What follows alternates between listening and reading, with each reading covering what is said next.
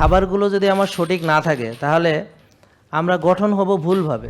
আমরা যে খাবারটা খাই সেই খাবার দিয়ে আমাদের গঠন হয়, সেই খাবার দিয়ে আমার ব্রেন গঠিত হয়, সেই খাবার দিয়ে আমার স্কিন গঠিত হয়, চুল গঠিত হয়, বুঝতে পারছেন? সব কিছু ওষুধ দিয়ে যদি সুস্থতা পাওয়া যাইতো তাহলে মানুষ সুস্থ হয়েই যেত। আমরা যদি আল্লাহকে বিশ্বাস করতাম, আল্লাহ আমাদের পাখির মতো রিজিক দিতেন। আসসালামু আলাইকুম রহমতুল্লাহ। সবাই কেমন আছেন? ভালো আছেন সবাই? আলহামদুলিল্লাহ। আমাদের লাইভ সেশনটা আমরা একটু চেঞ্জ করতেছি আপনাদের জন্যে, কারণ অনেকে ভাবতেছে যে এখানে আসবো, অন্য ডাক্তার দেখাবো, আমরা তো জাহাঙ্গীর কবিরকে দেখাইতে চাই। তো এখন এই আমরা ধরেন একদিনে হয়তো আমি এতগুলো রুগী দেখা ফিজিক্যালি সম্ভব না, এটা তো আপনারা বুঝতে পারতেছেন।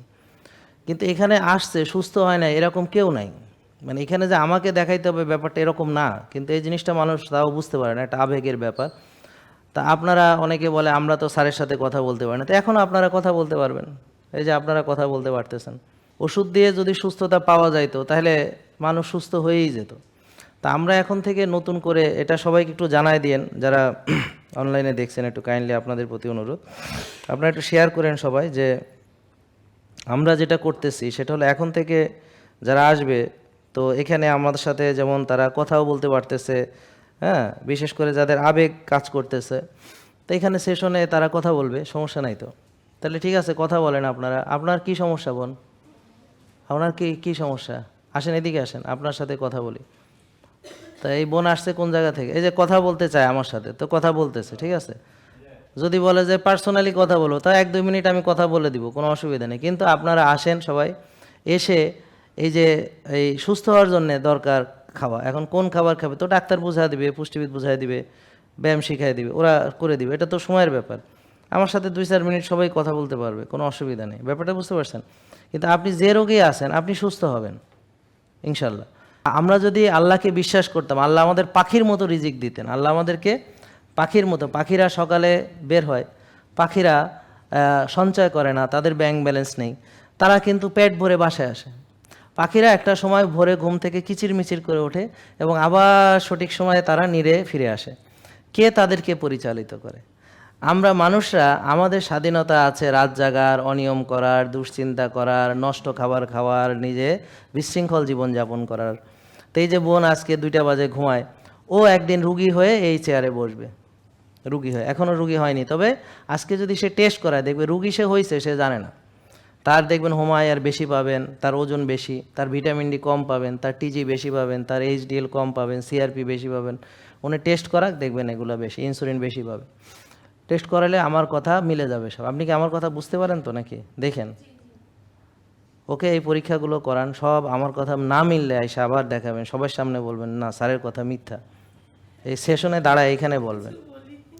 আমার কথা বুঝতে পারছেন? বোঝেন নাই কথা?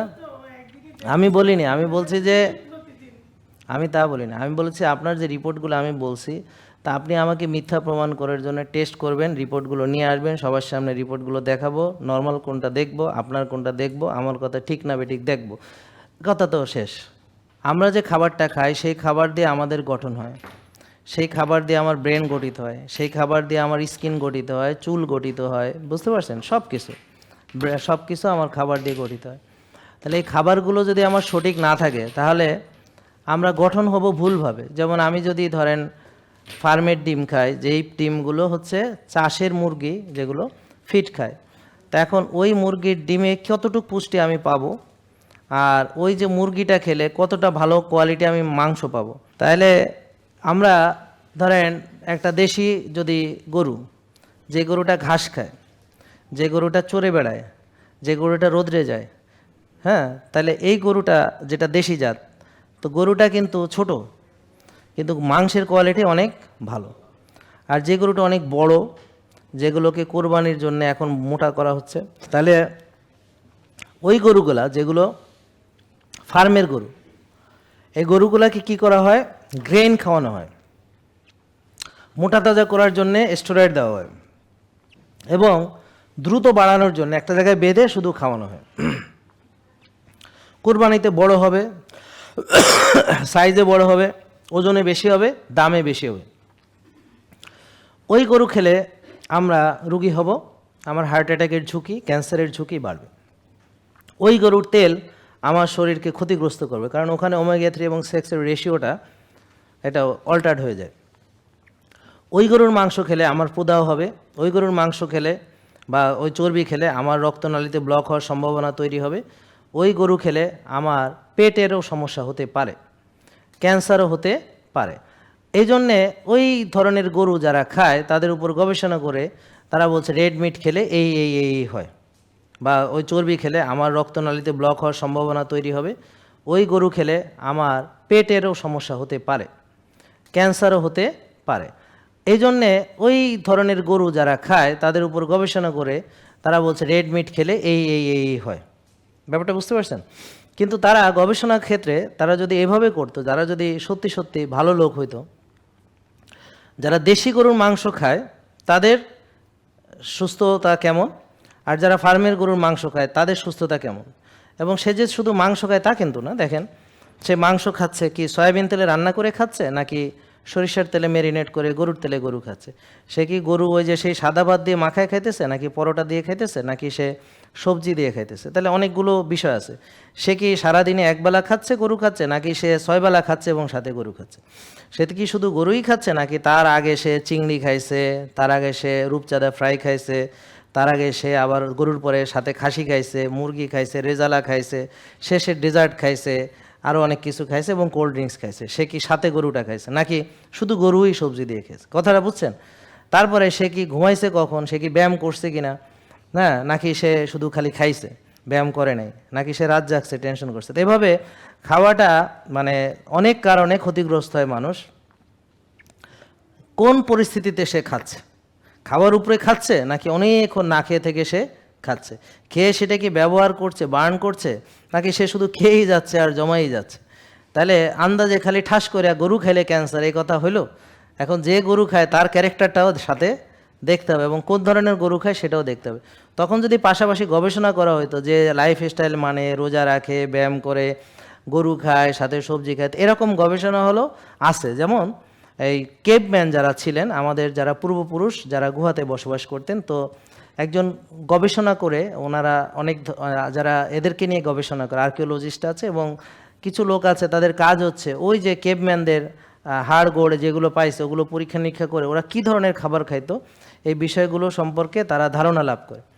তো দেখা গেছে যে এই রিসার্চের গবেষণায়, আমি সহজ করে বলছি, যে দেখা গেল ওরা 70% খাইতো মাংস। কত ভাগ খাইতো? 70% মাংস খাইতো কেভম্যানরা। শিকার করে কি খাইতো? 70% খাইতো প্রায় তারা মাংস, রেড মিট। বুঝতে পারছেন? এটা হলো গবেষণা অব দ্য।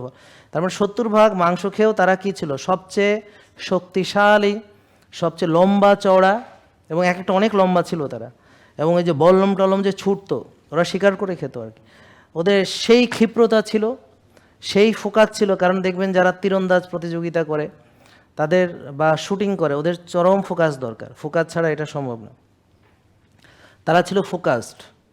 এই ফোকাস থাকে কখন? মানুষ যখন মানুষ খালি পেটে থাকে, আর যখন মানুষ খাওয়া দাওয়া করে ফোকাসটা চলে যায়। বুঝতে পারছেন? সবচেয়ে ক্ষিপ্র থাকে যখন মানুষ মানে খালি পেটে থাকে, তখন তার বুদ্ধি সবচেয়ে ভালো কাজ করে, সে সবচেয়ে বেশি ফোকাস। এই জন্যে মনি ঋষিরা যখন ধ্যান করেন তখন তারা খাদ্য গ্রহণ থেকে নিজেদেরকে বিরত রাখেন, পানাহার থেকে বিরত থাকেন, ধ্যানে বসে বসে তারা ধ্যান করেন। কারণ কেউ কেউ বিশ্বাস করে যে খাবার বেশি খেলে আত্মা নষ্ট হয়, মানে যারা আত্মিক চর্চা করেন তারা খুব কম খাবার গ্রহণ করেন, আত্মার চর্চা, তা আত্মা নষ্ট হয় বেশি খাওয়ার কারণে।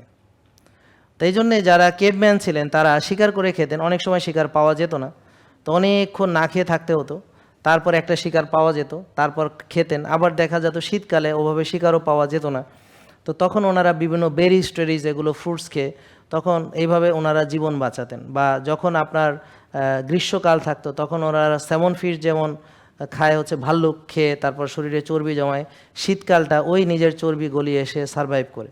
ঠিক তখন তারাও চর্বি একটু জমাতো, যখন শিকার পায় না তখন তাদের ওই অটোফেজি দিয়ে, অর্থাৎ রোজা মানে তখন তো খাইতে পাইতো না, বা শুকনা মাংস কিছু পাইতো, কিছু ফ্রুটস পাইতো, বা কিছু ওই যে ইয়া বানায় দুধকে মানে মাখন বানায় রাখতো বা ঘি বানায় রাখতো। এইভাবে তারা ওই সিজনটাতে যখন সে খাবার পাইতো না ওইভাবে তারা চলতো। তো তাহলে এখন বলা হচ্ছে যে আপনি মাংস খেলে ক্যান্সার হবে, অথচ তখন সবচেয়ে স্বাস্থ্যকর সুস্থ লোকগুলো মাংস খেত 70%। জেকে লাইফস্টাইল, ওষুধ মুক্ত সুস্থ জীবন।